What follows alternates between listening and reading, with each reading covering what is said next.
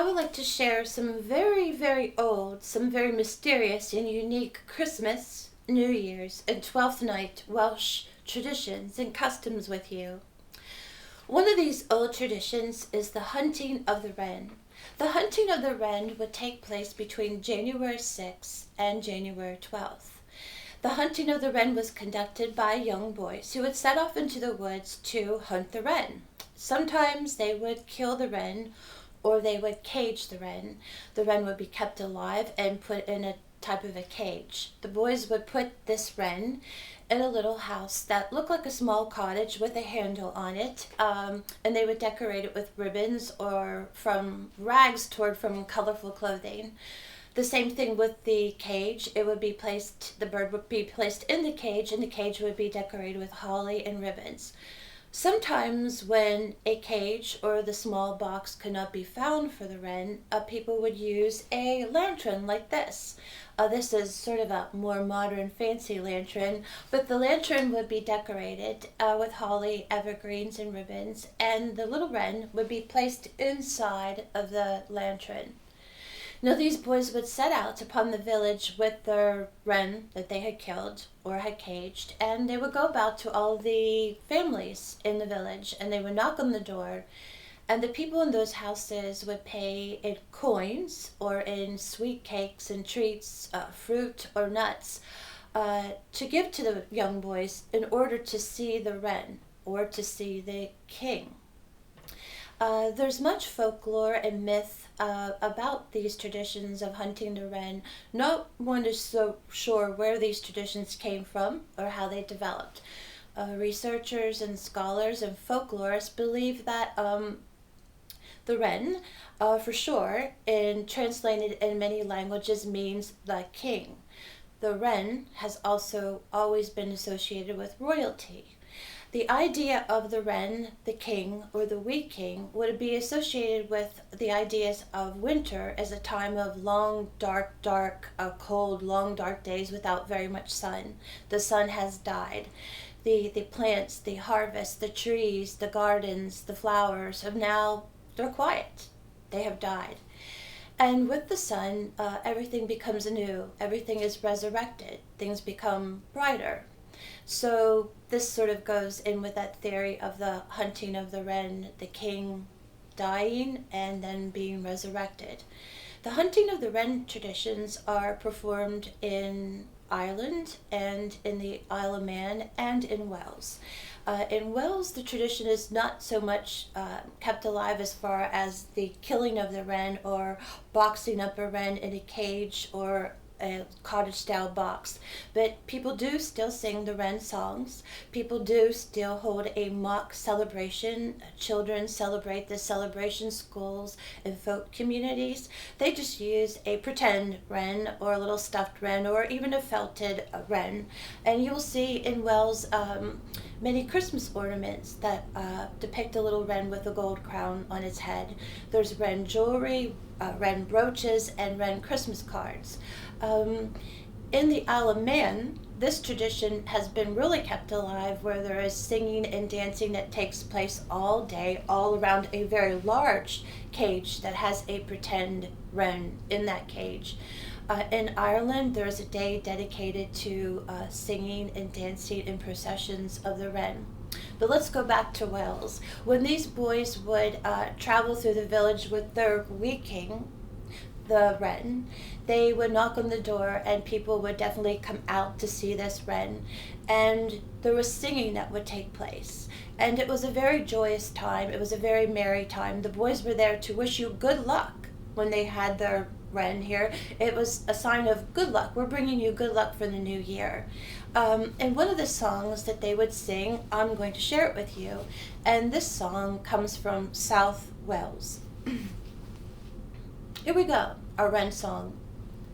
Joy, health, love, and peace be all here in this place. By your leave we will sing concerning our King. Our King is well dressed in silks of the best, with ribbons oh so rare, no king can compare. We have traveled very far, over hedges and stiles, in search of our King. Unto you we bring. We have powder and shot, for to conquer the lot. We have cannon and ball, why to conquer them all. Now Christmas is past, 12th night is last, and we bid you adieu, and great joy for the new. Now, the Isle of Man and Ireland and Wales share a common folktale about the wren. It's titled Wren, the King of All Birds. You see, a long time ago, the wren was a very, very special bird that won the role of king. And this is how it goes. The birds at one time had no leader. They had no king. All the other animals had a king, and they had a leader. Now, the birds decided that they had to hold a grand meeting. So they held this grand meeting. And at this grand meeting, it was determined that a competition would be the way to choose a king. So there we were. We had a competition of which bird could fly the highest. And whatever bird could fly the highest, they would be the king. So here we are at the day of the great race, and Owl, being the wisest and the oldest of all the birds, well, he raised his great wings, and he raised his great head, and then the race began. Now all the smallest songbirds with the sweetest of voices quickly descended back to earth. And soon after that, the robins, the magpies, the kites, the pigeons, the ravens, the crows, the blackbirds, they too descended back to earth. And the only one left that kept flying higher and higher and higher was the eagle, because indeed the eagle was quite powerful. However, the eagle decided to show off, and the eagle started flying higher and higher and higher, past the tallest of all trees, high up into the clouds. And the eagle looked back down into earth, and he could see all the animals praising him. The animals were so proud the eagle had flown so high. And eagle decided, I want to get back to earth. I want that crown. I want that praise. I want all that glory, and I want it quick. And just when eagle was descending back down to earth, what did he hear? Why, he heard the voice of the wren.